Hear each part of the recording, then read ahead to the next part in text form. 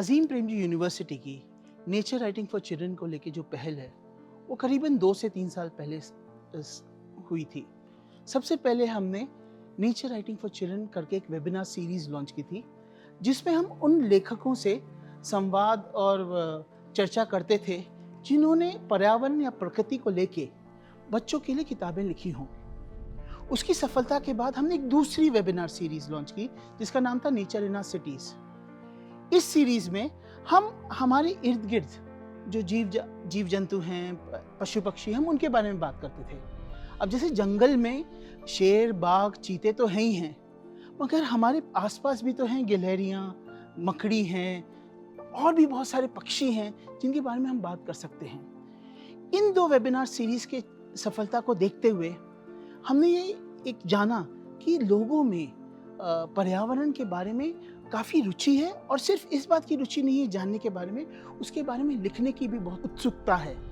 तो हमने ये सोचा कि हम इसके बारे में एक नेचर राइटिंग फॉर चिल्ड्रन का एक ऑनलाइन कोर्स हमने लॉन्च किया, जिसके अभी तक हम 3 संस्करण कर चुके हैं जो कि अंग्रेजी में रहे हैं। उसके बाद हमने ये जाना कि जब इतनी हम लोग हमारे साथ जुड़ रहे हैं तो हम क्यों ना एक ऑफलाइन कोर्स लॉन्च करें, और ये कोर्स हमने 27 से 31 मार्च तक पेंच टाइगर रिजर्व में हिंदी में आयोजित किया।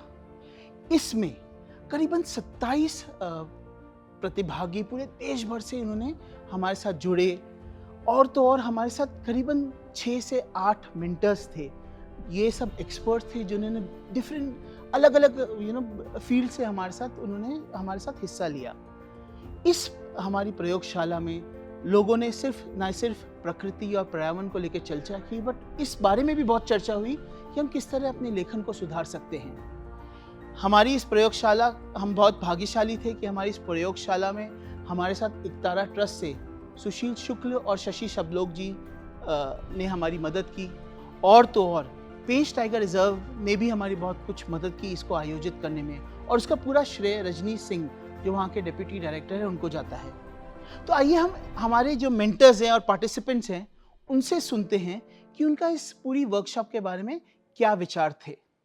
इस तरह की कार्यशालाएं करने की ज़रूरत यहाँ से निकलती है कि हम जिस दुनिया में रह रहे हैं उसमें बहुत तेज़ी से कई बदलाव आ रहे हैं, और वो बदलाव हमारे औद्योगिक विकास से पैदा होते हैं और उनका सीधा असर हमारे पर्यावरण पर पड़ता है।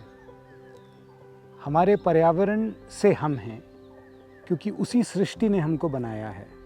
इस तरह के सभी कार्यक्रमों में एक कठिनाई ये आती है कि लिखना और पढ़ना ये दोनों सहज क्रियाएं नहीं हैं। बच्चा पैदा होते से ही ध्वनि समझ लेता है, संगीत समझ लेता है, आकार समझ लेता है। भाषा को पकड़ने में कुछ एक शब्दों को जानने में कोई 18 से 20 महीने लग जाते हैं।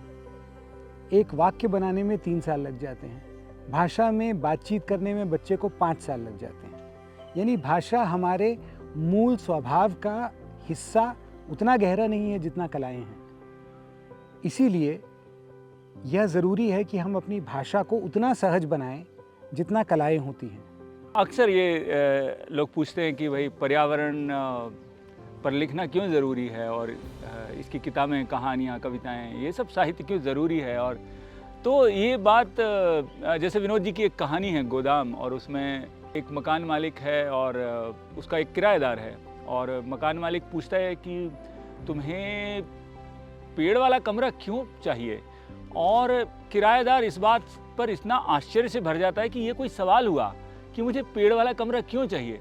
इससे हमें ये पता चलता है इस सवाल से कि हम लोग कहाँ आकर खड़े हो गए हैं, और हम लोग कितना दूर हो गए हैं अपने आसपास से, पेड़ों, पक्षियों, परिंदों, सबसे, कि हमें ये सवाल तक पहुंच गए। हम इस सवाल तक हमारी पहुंच है कि हम ये भी पूछने लगे हैं कि मतलब ये सवाल लगभग वैसा है कि सांस लेना क्यों ज़रूरी है। उस किस्म का सवाल है ये, और ये कैसे हुआ कि इतने साल के सफ़र में हमें इसका जो बेतुकापन है वो भी समझ में नहीं आता। तो देखिए, आज के वक्त में क्या हो गया कि शहरीकरण बहुत बढ़ गया है, और हमारा तो जो पूरा बचपन है गाँव में बीता है, तो हमने जंगल, नदी, पहाड़ शुरुआत से ही देखे हैं। पर आज के जो बच्चे हैं उससे बिल्कुल बहुत दूरी हो गई है उनकी। वो किताबों तक ही सीमित है, वो मोबाइल तक ही सीमित है, वो टीवी तक ही सीमित है। जब तक वो जंगल में नहीं जाएंगे तब तक उसको समझ नहीं पाएंगे कि जंगल कैसे काम करता है। जंगल में क्या होता है, हर एक चीज़ दूसरी चीज़ से जुड़ी हुई है, हर एक कड़ी दूसरी कड़ी से जुड़ी हुई है, हर एक तार, हर जैसे तितली है तो फूल है तो तितलियां हैं, फिर मकड़ियाँ भी उनके ऊपर आ जाती है फूलों के ऊपर कुछ तलाश करने। तो ये जो तार है, जीवन का जो जंजाल है जिसको हम इकोसिस्टम कहते हैं, वो जो तंत्र है उस तंत्र को समझना है और बचाए रखना है। तो वो जो तंत्र है उस तंत्र में हर जीव, वो पेड़ पौधा हो या जीव जंतु हो या इवन ये चट्टाने हो, रेत हो, बालू, वो सब आपस में जुड़े हुए हैं। और वो इस तरह से जुड़े हुए हैं कि अगर आप वो एक तार को छेड़ते हैं तो पूरा जो आपका तंत्र है वो बिखर जाता है। जैसे ताश के ढेर जैसे बिखर जाते हैं, ताश के ढेर में एक को आप हल्का सा धक्का लगाएंगे तो पूरा जो महल बनाया आपने ताश का ढेर वो बिखर जाता है, उस तरह से वो बिखर जाता है। तो इसलिए ये समझ बनाने के लिए बच्चों को पर्यावरण की, उनको हमको पर्यावरण के बीच में ले जाना पड़ेगा और उनको उस तरह से ऑब्जर्वेशन स्किल सिखानी पड़ेगी कि भाई देखो क्या क्या देखना है, जंगल में जाएं तो आप क्या देखें। जंगलों में जब हम अनुसंधान के काम करते हैं या फिर मैनेजमेंट के लिए कुछ और भी कार्य होते हैं रहते हैं, तो इन सब को करते हुए हमें जो बारीक कुछ चीज़ें निरीक्षण में आती है, तो इन सबको हमें जब समाज में बताना पड़ता है, तो ये सब चीज़ें आज तक जो हुई है ये बड़ी ही साइंटिफिक तरीके से और बड़ी डिटेल में और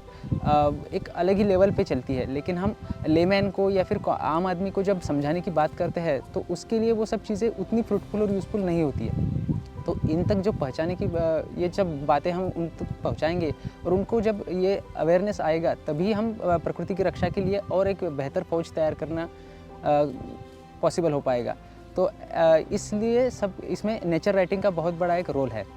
और नॉन फिक्शन की एक भाषा बननी है जो बिल्कुल अभी बहुत कम बनी है, तो वो एक ज़रूर है कि फिक्शन तो फिर भी थोड़ा बहुत है, हालांकि उसका भी ईडियम बदलना चाहिए, क्योंकि वो भी अभी पेड़ों पर कविताएं हैं, बरगद पर या नीम की पत्ती हैं, उसके फूल हैं, उसकी एक तराश है नीम के पत्तियों की, उसके आसपास का होना है, वो मिसिंग है। तो क्या वो आ सकता है, वो अनुभव आ सकते हैं हमारे साहित्य में। और नॉन फिक्शन लेखन की भाषा बहुत ज़रूर है, बनाने की ज़रूरत है, जिसमें जो बहुत कल्पनाशील हो।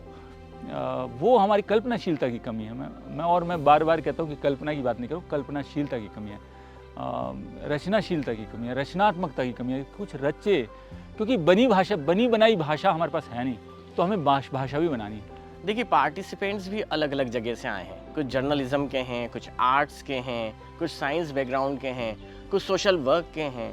तो जब ये पेंच टाइगर रिजर्व में आए हैं तो मुझे लग रहा है कि सारी चिंताओं को भूल करके ये अब एक बढ़िया पर्यावरण में हैं, जहाँ पर रोज़ कुछ एक्साइटिंग चीज़ें हो रही हैं। कभी वो नेवले को देखते हैं भागते हुए, कभी चीतल को देख रहे हैं, कभी आवाज़ आ रही है अलार्म कॉल की। तो ये सब सुन करके वो सारी चिंताओं से मुक्त होकर के कंसंट्रेट कर पा रहे हैं। और यहाँ पर वो एक बहुत बढ़िया वर्कशॉप के थ्रू, जहाँ पर एक्सपर्ट्स आए अलग अलग काइंड के, कुछ बॉटनिस्ट हैं, कुछ जूलॉजिस्ट हैं, कुछ कोई दूसरे एस्पेक्ट पर, पॉल्यूशन पे, इस पे बातचीत कर रहे हैं, कुछ टाइगर कंजर्वेशन पे बातचीत कर रहे हैं, जंगल को कैसे रिस्टोर करा जाए उस पर बातचीत कर रहे हैं। तो ये सारे एस्पेक्ट्स जो हैं वो बहुत आवश्यक हैं और मुझे लगता है कि हमारे पार्टिसिपेंट्स इन सब चीज़ों से बहुत कुछ सीखेंगे और वो बच्चों के लिए बहुत अच्छी रचनाएं दे पाएंगे। मैंने अभी तक बहुत अलग अलग तरीके की वर्कशॉप्स अटेंड करी हैं और मैं रियाज़ का भी पार्ट रह चुकी हूँ, पर अज़ीम प्रेमजी यूनिवर्सिटी के साथ ये मेरी पहली वर्कशॉप है और and I am surprisingly happy how it went.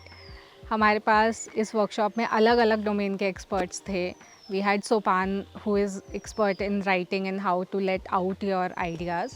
We had Kishor ji who is amazing with butterflies, nature. At every step in the forest he would have a new fact for you, and others, Sushil and others. इस workshop के 3 पहलू थे। पहला पहलू बच्चे थे, दूसरा प्रकृति और तीसरा लिखना। बच्चों को मैं जानता था, बच्चों के बारे में हम सब जानते हैं, लिखना भी थोड़ा बहुत आता था। प्रकृति को मैं नहीं जानता था, क्योंकि मेरे ना तो इस प्रकार की जो प्रकृति को जब हम डिफाइन करते हैं तो कई उसके क्लासिफिकेशन हो सकते हैं, लेकिन इस प्रकार की प्रकृति से मेरा पहली बार सामना था। उसका तजुर्बा उसकी किताबों में भी कभी समझ नहीं बनी और कभी वो इंटरफेयर भी हमारा एनकाउंटर भी नहीं हुआ। तो इस कारण एक पहलू को तो बिल्कुल मेरे लिए अंश हुआ था, लेकिन बच्चे के लिए कैसे लिखना है ये भी संबंध स्थापित करना एक मुश्किल सवाल था। तो इस त्रिकोण को देखकर ये वर्कशॉप मुझे आकर्षित की अपने शुरुआती दौर में। और जब मुझे ये मौका मिला, मेरे एक मित्र ने मुझे बताया इस वर्कशॉप के बारे में, तो मैं तुरंत आना चाहती थी। और पहले तो मैं इस बात का धन्यवाद देना चाहती हूँ अजीम प्रेमजी यूनिवर्सिटी को कि उन्होंने इस तरह के किसी भी इनिशिएटिव के बारे में सोचा, क्योंकि पर्यावरण जैसा कि हम सब बातें करते हैं, लेकिन उसके बारे में कुछ करना, और सबसे पहले उसकी शुरुआत कहाँ से होती है? बच्चों से। और हमारे विद्यालय में बच्चे एक सतही कार्य कर रहे हैं। हम सब कहते हैं पृथ्वी को बचाना है, विश्व को बचाना है, पानी बचाना है, लेकिन जब बच्चे प्रकृति को सीखते हैं और समझते हैं तभी उसके बारे में कुछ कर पाएंगे। और मुझे तो इकतारा और पेंच टाइगर रिजर्व के माध्यम से ये जो वर्कशॉप ऑर्गेनाइज़ की गई थी, मुझे बहुत अच्छा लगा। इस कोर्स की सबसे अच्छी बात ये है कि जिस जगह में इस कोर्स को हमको सिखाने के लिए चुना गया, प्रकृति के बीच में आदमी की अंतरात्मा खुल जाती है। तो कोई भी चीज़ जब अंतरात्मा खुल जाएगी तो कोई भी चीज़ जो अच्छी है वो बहुत आसानी से अंदर आ जाएगी। तो ये जो जगह का सिलेक्शन है और इसके साथ साथ जो हमारे मार्गदर्शक हैं वो हर चीज़ अपने अपने चीज़ में एक्सपर्ट हैं, तो ये दोनों बहुत अच्छी रही, बहुत महत्वपूर्ण रही। इस कोर्स के दौरान जो मुझे सीखने को मिला, that was very amazing experience and very enriching. Throughout the Jeep Safari, I have learned a lot of things. The landscape is very beautiful for this workshop. So I have learned so many things across the participants and the mentors. So yes, it was very beautiful and it will help me a lot. जिन कॉलोनियों में, जिन शहरों में हम बड़े हो रहे हैं, हमारे बच्चे बड़े हो रहे हैं, बरगद के पेड़ काट दिए गए हैं। नीम के पेड़ कुछ जगह ज़रूर बचे हैं और लगाए भी जाते हैं, पर बरगद, पीपल, इस तरह के पेड़ जहाँ पे मंदिर बन गए वो ज़रूर मौजूद हैं। जहाँ पे नहीं बन पाए वो काट दिए गए। इसी तरह कुछ फलों को जंगली समझकर बहिष्कृत कर दिया गया। बचपन में मैंने जो फल खाए, तेंदू, जंगल जलेबी, इमली टपकती हुई हमारे आसपास हुआ करती थी। मतलब मैं पर्यावरण की बात कर रहा हूँ। खाए से आशय जहाँ भी मैं रहा वहाँ पे हमारे आसपास ये फल फूल हुआ करते थे। आज सब गायब हो गए। ये परिवर्तन बच्चों को समझाना होगा और उसके लिए ये प्लेटफॉर्म एक बहुत अच्छा था, बहुत ज़रूरी था। तो इसके लिए मैं फाउंडेशन और यूनिवर्सिटी को बहुत साधुवाद देता हूँ दिल से कि ऐसा उन्होंने एक मंच दिया। हम यहाँ पेंच टाइगर रिजर्व में लगभग साल भर कम्युनिटी के लोगों के साथ में, बच्चों के साथ में और तमाम तरह के जो हमारे स्टेक होल्डर्स हैं उनके साथ कंजर्वेशन अवेयरनेस की एक्टिविटीज़ करते रहते हैं। और ये तो हिंदी भाषी क्षेत्र है, यहाँ के लोग हिंदी बोलते हैं, लिखते हैं और समझते हैं। तो हमेशा ही मुझे एक कमी महसूस होती थी कि हिंदी में कुछ ओरिजिनल राइटिंग हो जिसमें साइंस भी बहुत पुख्ता हो। तो या तो हमें बहुत सारा ट्रांसलेशन वर्क मिलता है या फिर साइंस या हिंदी थोड़ी सी कमज़ोर होती है। तो वहाँ से इस वर्कशॉप का जो एक सीड हमने बोया, और पेंच से बेहतर जगह क्या हो सकती थी।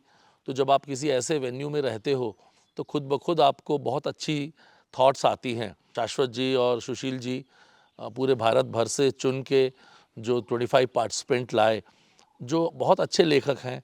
लेखनी पे उनका काफ़ी अच्छा कमांड था। जब मैंने उनसे इंटरेक्ट किया तो पाया आने वाले समय में हमको कुछ बहुत अच्छे आर्टिकल्स भी मिलेंगे और कम से कम ये 25 मैसेंजर तो हैं ही जो कंजर्वेशन का मैसेज लेके पूरे भारत भर में फैलाएंगे।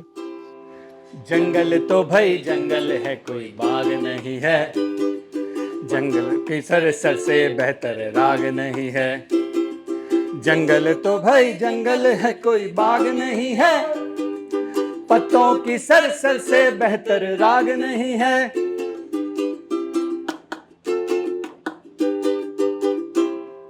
जंगल में एक सीता घाट, घाट में पानी पत्थर। जंगल में एक सीता घाट, घाट में पानी पत्थर, मंडरा के धूनी रमा डुबकी मारे किंग फिशर, मंडरा के धूनी रमा डुबकी मारे किंग फिशर। पेड़ है लाल पलाश के कोई आग नहीं है, जंगल तो भाई जंगल है कोई बाग नहीं है, जंगल तो भाई जंगल है कोई बाग नहीं है।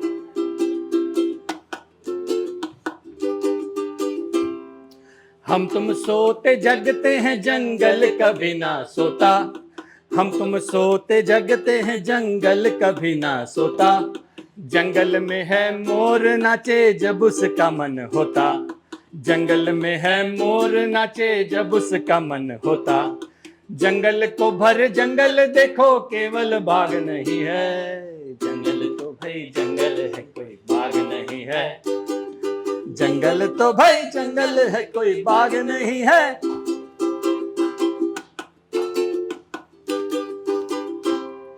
तितली जुगनू चींटे बिच्छू मकड़ी भी है, तितली जुगनू चींटे बिच्छू मकड़ी भी है। तेंदुआ ऐसे दिखे जैसे लकड़ी ही है, तेंदुआ ऐसे दिखे जैसे लकड़ी ही है। डाल डाल हैं पंछी बैठे केवल पात नहीं है, जंगल तो भाई जंगल है कोई बाग नहीं है, पत्तों की सर से बेहतर राग नहीं है, जंगल तो भाई जंगल है कोई बाग नहीं है, पत्तों की सर से बेहतर राग नहीं है, जंगल तो भाई जंगल है कोई बाग नहीं है, जंगल तो भाई जंगल है कोई बाग नहीं है। Thank you thank you thank you.